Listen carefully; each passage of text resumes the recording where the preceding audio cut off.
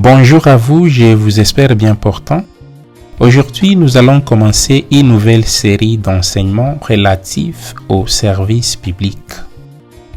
La notion des services publics peut être une nouvelle notion pour certains, alors que c'est du connu pour d'autres. Peut-être que vous vous en sortez bien en ce qui concerne les notions de service public ou vous avez des difficultés. Peut-être que c'est depuis longtemps que vous travaillez dans les sillages des services publics ou que vous ne connaissez rien de ces grands services publics. Ne vous tracassez pas. Avant d'aller plus loin, je voudrais vous donner quelques précisions dans 4 directions. Première précision, au programme national, cet enseignement est intitulé « Grand service public ». Cependant, certains titulaires de ces cours préfèrent la terminologie service public que celui de grand service public, puisqu'ils estiment qu'il n'existe pas de grands et de petits services publics. Et donc, que vous ayez appris ces cours sous l'intitulé de grand service public ou sous celui de service public, ne vous tracassez pas, les matières sont les mêmes. Et donc, je ne suis pas dans cette controverse doctrinale du point de vue terminologique. C'est la matière qui intéresse la leçon d'aujourd'hui. Deuxième précision, cette matière est enseignée en 4e année de droit, c'est-à-dire en L1 ou première année de licence dans l'ancien système. Il est précédé par le cours de droit administratif donné en 3e année et en 4e année, il est donné à côté du cours de domaine de l'État que certains programmes intitulent droit administratif de biens. Et il est suivi par le cours de contentieux administratif en 5e année de droit ou L2 droit dans l'ancien système. Même si du point de vue académique, cette matière est enseignée aux juristes, dans la pratique, c'est une matière que tout citoyen doit connaître. À quelque niveau que vous soyez, dans quelque domaine que vous vous trouvez, où que vous soyez, ces matières relatives au service public vous sont aussi importantes.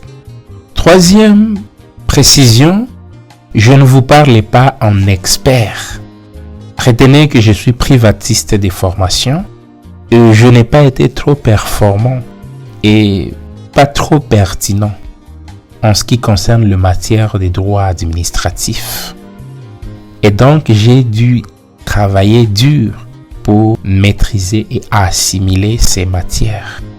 Une chose a attiré mon attention, c'est que le professeur titulaire des cours appréciait mon raisonnement. Et cela m'a motivé à comprendre que j'avais quelque chose à partager avec les autres. À plusieurs reprises, je n'ai pas fait de belles notes, mais mon raisonnement était apprécié. J'ai dû bien retravailler mes cours pour assimiler ces matières. J'ai développé des astuces qui m'ont permis de racheter le temps de comprendre les matières qui me semblaient être de bêtes noires et avoir ce minimum de connaissances que j'ai en droit administratif. Et donc, ce que je vais vous donner au cours de cette série d'enseignements, ce sera les fruits de mes recherches et du dur labeur que j'ai dû faire. Et donc, si vous me suivez jusqu'à la fin, vous ne manquerez pas ce qui vous aidera. 4e précision et la dernière, à qui s'adresseront ces leçons que je vais donner. Il y a 3 groupes ciblés. Le premier groupe, les étudiants et chercheurs. Le deuxième groupe, les praticiens de droit. Et le troisième groupe, tout citoyen qui désire parfaire ses connaissances en droit.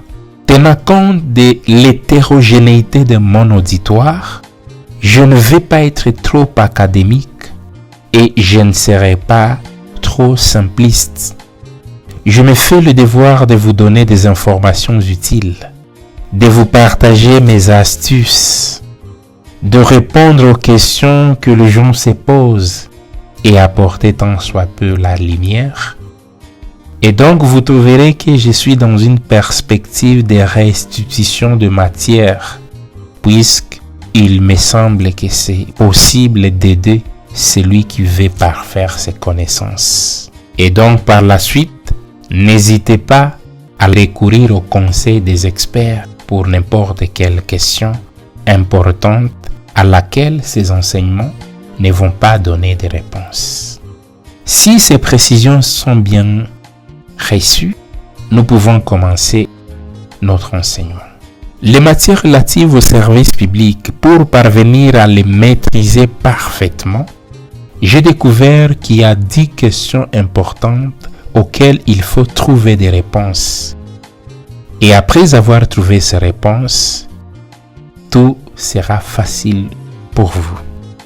La première question à laquelle vous devez avoir une réponse pour parvenir à comprendre la notion de service public, elle consiste à savoir qu'est-ce qu'un service public. Peut-être que vous savez c'est quoi un service public. Bravo pour vous. Si vous ne savez pas ce qu'est un service public, ne vous tracassez pas. Ne paniquez pas. Vous êtes à la bonne adresse. D'ailleurs, moi qui vous parle, j'ai fait beaucoup d'années avant de savoir ce que c'est un service public. En dépit des enseignements très bien donnés, je n'arrivais pas à comprendre. Il m'a fallu du temps. Voilà pourquoi j'essaie de digérer cette matière pour vous permettre de la maîtriser. Pour définir le service public en droit, il y a 2 critères qui sont pris en considération. Et donc, ce n'est pas tout qui peut être un service public. Et en raisonnement inverse, le service public n'est pas non plus tout. Il y a 2 critères qui doivent être pris en considération pour parvenir à définir le service public. Il y a le critère matériel et le critère organique. Du point de vue matériel, le service public renvoie à une activité. La substance, la matière. Les juristes sont d'accord que l'activité dont il est question ici doit être une activité d'intérêt général. Mais pour parvenir à comprendre ce qu'est un intérêt général, c'est là qu'il y a des problèmes. Et à partir d'ici, si on vous posait la question de donner un exemple d'une activité d'intérêt général, vous trouverez qu'il y aura toujours et toujours des exemples qui seront en contradiction. C'est là parce qu'en droit, il existe beaucoup de théories qui tentent de définir l'intérêt général. Et je vais vous prendre l'échantillon de 2 théories. Vous montrer comment, d'une vision à une autre, une notion peut changer radicalement de sens et de considération. La première théorie, c'est la théorie utilitariste. Selon l'utilitarisme, une activité d'intérêt général est celle qui profite à un grand nombre. Selon les utilitaristes, ne peut être une activité d'intérêt général que celle qui bénéficie à un grand nombre. Je ne sais pas si c'est ça la vision que vous avez. Je ne sais pas si c'est comme ça que vous concevez l'activité d'intérêt général. Ce n'est pas faux, mais ce n'est pas non plus suffisant. Plusieurs renseignements sont donnés dans cette vision-là, l'activité qui doit profiter au grand nombre. À côté de la théorie de l'utilitarisme, il existe une autre théorie qui tente de définir une activité d'intérêt général. C'est la théorie du relativisme ou l'utilitarisme relativisé. Selon cette théorie relativiste ou utilitariste relativisé, une activité d'intérêt général, c'est une activité qui profite notamment aux minorités, aux groupes protégés et qu'on sais encore. Donc, celui qui a une vision utilitariste, lorsqu'on lui parle d'une activité d'intérêt général, il voit à l'esprit ces activités qui profitent aux groupes protégés, aux minorités et qu'on sais encore. Et donc, vous voyez jusqu'à ce niveau qu'une activité d'intérêt général n'est pas seulement une activité qui profite aux minorités, sinon on resterait relativiste, ou n'est pas seulement une activité qui profite au grand nombre, sinon on resterait utilitariste. Il faudrait voir l'activité dans ces deux approches. Une activité qui profite au grand nombre est une activité d'intérêt général au même pied d'égalité qu'une activité qui est profitable aux minorités, aux groupes protégés, et j'en passe. Et donc, vous n'allez plus vous tromper, vous n'allez plus vous perdre, vous n'allez plus faire de confusion sur ces notions. Ne restez plus figé dans votre théorie, puisqu'à la longue, je vous montrerai pourquoi il faut considérer ces deux théories comme cela. Et donc, vous n'allez plus avoir des problèmes à définir une activité d'intérêt général. C'est pourquoi s'il fallait donner un exemple d'une activité d'intérêt général, c'est-à-dire une activité qui peut profiter soit à un grand nombre ou aux minorités, aux groupes protégés, qu'on sais-je encore, nous pouvons citer la santé, nous pouvons citer le sport, nous pouvons citer la justice, nous pouvons citer l'éducation, la rééducation et qu'on sais-je encore. Toutes ces activités, qu'elles profitent directement au grand nombre ou aux minorités ou aux groupes protégés, elles sont considérées comme des activités d'intérêt général et elles renvoient au service public du point de vue matériel. Pour résumer ce premier critère de définition, vous devez comprendre avec moi qu'un service public, c'est une activité qui vise la satisfaction ou qui cherche, qui poursuit, qui a vocation à satisfaire un besoin d'intérêt général qui peut être profitable au grand nombre du point de vue utilitariste ou profitable aux groupes protégés, aux minorités, selon la vision relativiste. Deuxième critère pour définir un service public, c'est le critère organique. Du point de vue organique, le service public renvoie à un organe ou à une structure. Il doit s'agir d'une structure ou d'un organe créé par l'État ou le pouvoir public. Par exemple, le ministère, les écoles, les universités, les hôpitaux, les cours et tribunaux et qu'en sais-je encore. Le but poursuivi par le service public ou la structure ou l'organe, c'est la satisfaction de besoins d'intérêt général. Besoins que nous avons déjà définis, disons qu'il peut être profitable au grand nombre tout comme au petit nombre, c'est-à-dire aux minorités ou aux groupes protégés. Et ces besoins peuvent être la santé, le sport, la justice, l'éducation, etc. Mais si vous savez déjà ce qu'est un service public, nous ne pouvons pas finir cet enseignement sans vous éclaircir sur ces quelques points. Ne confondez pas un service public à un service d'utilité publique. Puisque je ne sais pas si vous connaissez la différence qu'il y a entre un service public et un service d'utilité publique. Si vous connaissez la différence, bravo. Mais si vous ne connaissez pas la différence, vous êtes à la bonne adresse. Comme nous avons défini le service public du point de vue matériel et du point de vue organique, nous allons aussi tenter de différencier un service public du point de vue matériel et organique d'un service d'utilité publique. Du point de vue matériel, le service public se différencie d'un service d'utilité publique. Vous allez vous rappeler qu'un service public du point de vue matériel renvoie à une activité. Mais ici, ça doit être une activité voulue par le pouvoir public. Et nous avons dit ça peut être l'État, ainsi que tous ces démembrements ayant la personnalité juridique. Cette activité voulue par le pouvoir public peut être gérée par la personne publique.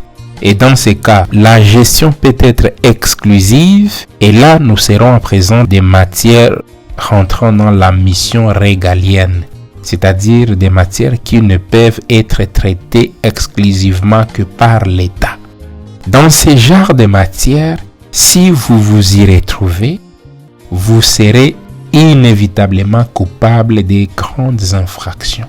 Par exemple, dans le domaine de la sécurité, si vous tentez de vouloir créer votre organe de sécurité, même si dans votre tête vous visez la sécurité, vous pouvez être traité tantôt comme une milice ou n'importe quelle interprétation qui serait possible. Les matières entrant dans le cadre des missions régaliennes sont gérées par la personne publique de manière exclusive.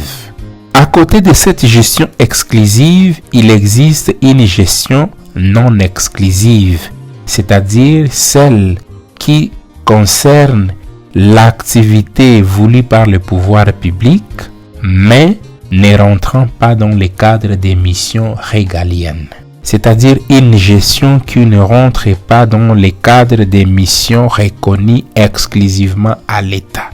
Et donc, à part la gestion faite par la personne publique, une activité voulue par le pouvoir public peut être gérée par les particuliers. Et ici, il doit s'agir d'une activité agréée ou reconnue par le pouvoir public. Lorsque l'activité n'est pas reconnue par le pouvoir public, elle va devenir une activité illicite. C'est le portrait à garder sur ce qui concerne le service public du point de vue matériel. Alors que le service d'utilité publique du point de vue matériel renvoie à une activité voulue par les particuliers. Si nous mettons côte à côte ces deux points, nous verrons que l'activité gérée dans le cadre des services publics est voulue par le pouvoir public, alors que celle gérée dans le cadre des services d'utilité publique, elle est voulue par le particulier. Si la gestion du service public peut être faite par la personne publique ou par la personne privée ou le particulier, le service d'utilité publique n'est géré que par les particuliers. Et donc l'État ne peut pas travailler dans le cadre d'un service d'utilité publique. Deuxièmement, du point de vue organique, le service public se différencie d'un service d'utilité publique. Le service public est créé par l'État, alors que le service d'utilité publique est créé par le particulier. Et ici, il y a nécessité de la reconnaissance par le pouvoir public, qui peut être un agrément, une autorisation et qu'on sais-je encore. Qu'est-ce que je vais dire par ici? Seul l'État et ses démembrements disposant de la personnalité juridique peuvent créer des services publics, alors que seuls les particuliers peuvent créer des services d'utilité publique. Si vous êtes dans la fonction publique ou vous êtes dans un organe délibérant, ne commettez pas l'erreur de penser qu'un service d'utilité publique peut être créé par l'État. Deuxièmement, le service public du point de vue organique peut être géré par l'État ou par le particulier. Par les particuliers dans les cas prévus par la loi, par exemple les ordres professionnels, ou le service public peut être géré dans le cadre des contrats, la concession des services publics et qu'on sait encore.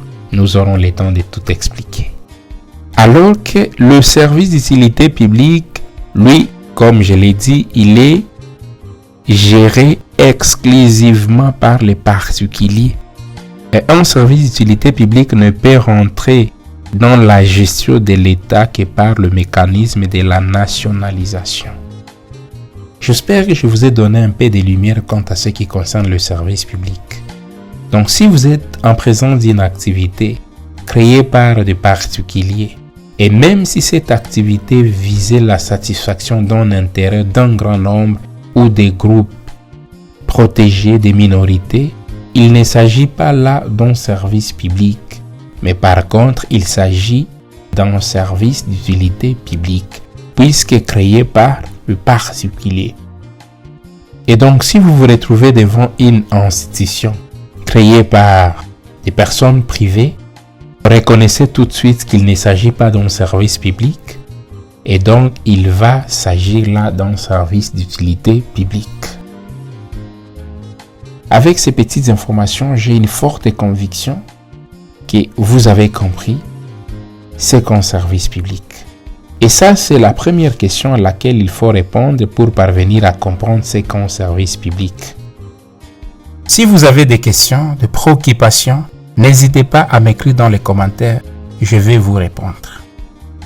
Vous aimez votre chaîne Pourquoi ça et vous souhaitez contribuer à son développement, rien de plus simple à faire.